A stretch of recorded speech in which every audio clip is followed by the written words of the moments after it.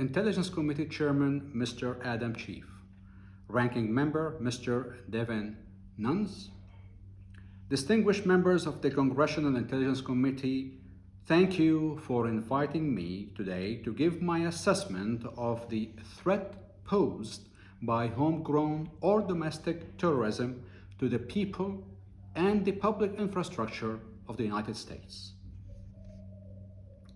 Professor Ruth Hoffman of Georgetown University has defined terrorism as the deliberate creation and exploitation of fear through violence, or the threat of violence in the pursuit of political change. Domestic terrorism is not a new phenomenon in the US. Although it existed for several decades, however, the terrorist attacks of 9/11 had diverted the full attention towards the potential threat of Muslim groups or actors living among Americans that could be influenced by the ideology of Al-Qaeda.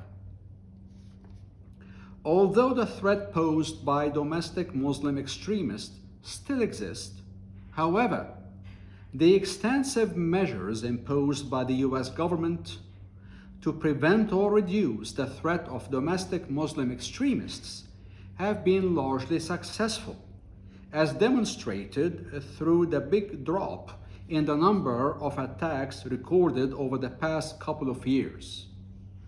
According to a study released April 12 this year by the Center for Strategic and International Studies, CSIS, in Washington, terrorist attacks by what is branded as Salafi jihadists or Muslim extremists accounted to only 5% of total terrorist attacks in the US in 2020, which is a big drop from 29% in 2015.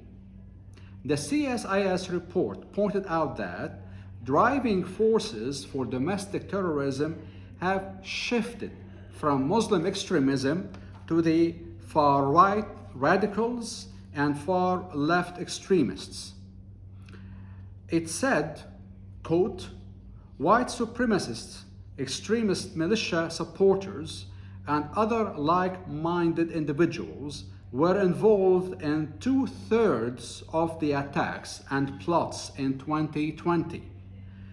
Anarchists, anti-fascists, and other like-minded individuals perpetrated roughly 23% of the plots and attacks in 2020, a notable increase from recent years," unquote. A review by the Washington Post last April revealed that since 2015, right-wing extremists have been involved in 267 plots or attacks and 91 fatalities, while attacks and plots ascribed to far-left views accounted for 66 incidents, leading to 19 fatalities. Left-wing attacks reached 25 in 2020 and included several attempts by extremists on public infrastructure, like trying to derail trains, to hinder oil pipeline construction, and at least 7 incidents in which police and their facilities were targeted with guns, firebombs, and graffiti.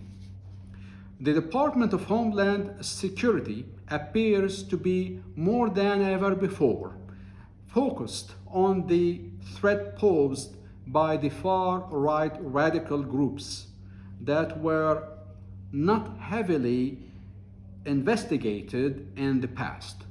According to Penn State University professor James Piazza, quote, "The right domestic terrorism is curiously understudied by scholars of terrorism," unquote. But this seems to have changed now.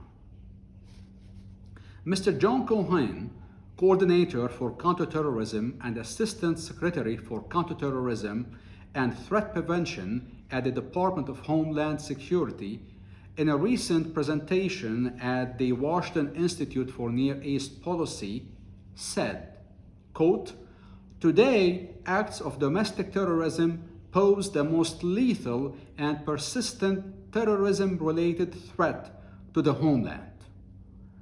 The threat encompasses a range of domestic terrorist actors, including racially and ethnically motivated extremists and anti-government extremists, and is fueled by false narratives, conspiracy theories, and extremist rhetoric spread through social media and other online platforms." Unquote. Far-right extremists are described by most scholars as networks of formal and informal groups who have adopted a mix of anti-government, racist, anti-Semitic, homophobic, anti-abortion, and anti-immigration beliefs. Examples of such groups are white supremacist movements such as the Christian Identity sects, the Ku Klux Klan, neo-Nazis, the skinheads, and anti-government militias. In his presentation, John Cohen said of the far-right extremists, quote, "A range of issues motivates these individuals, including anger over COVID-19 restrictions, the results of the 2020 presidential election, the police use of force, as well as a broad range of extreme racial, political, anti-government, anti-law enforcement, societal, and even personal ideological beliefs. The events of January 6th have only served to embolden domestic violent extremists who harbor a volatile mix of grievances and who are continuing to seek further opportunities to incite or commit violence." Unquote. Another cause of concern is that research has revealed that some active duty or former members of the military and law enforcement agencies were very much involved with far-right extremists. Documented research found out that since 1953, at least non-far-right extremist groups were formed by former high-ranking military officials, including generals and rear admirals. The CSIS report said that last year the FBI informed the DoD that it had opened 143 criminal investigations involving current or former service members, of which nearly 68 cases were related to domestic extremism. The past January 6th events at the US Capitol raised additional concerns since one reservist, one National Guard member, and at least 31 veterans were charged with conspiracy or other crimes. In addition, at least 4 police officers and 3 former officers faced federal charges for their involvement in storming the Capitol. Professor Hoffman underlined the importance of the social media and the internet for groups on the far right and the far left to spread their theories and recruit new members.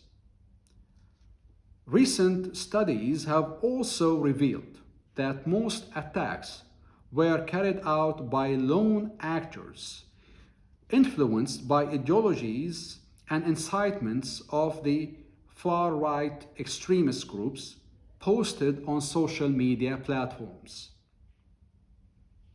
Victims of attacks carried out by the far right or the far left have been American citizens, regardless of their color, religion, and gender. The infrastructure targeted was built through funds from the US taxpayers and subsequently, the US government and state agencies and local communities have to invest all their efforts in clamping down on these groups.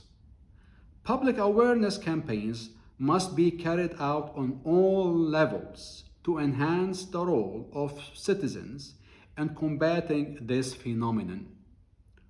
Also, public officials and religious leaders must be pressured